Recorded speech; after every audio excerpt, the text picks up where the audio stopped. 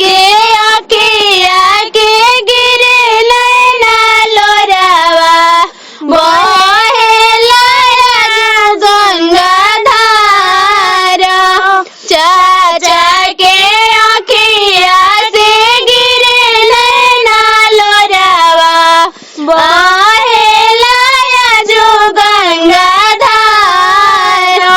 भैया के अखिया से गिरे नैना लोरावा बहेला जो गंगा धारा।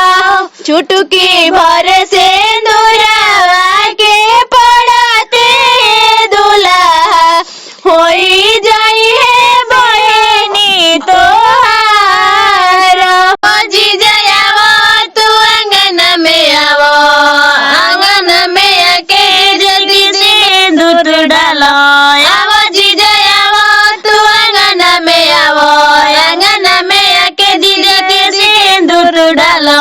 माथ पर के साड़ी दीजा धरेली झट झट झट झट। माथ पर के साड़ी दीजा धरेली झट झट झट झट। आंगना में आके जीजा ताके लौटक टोक टोक टोक। आंगना में आके जीजा ताके लौटक टोक टोक टोक। जीजा आवो तू मड़वा में आवो, मड़वा में आके तू सिंदूर डालो।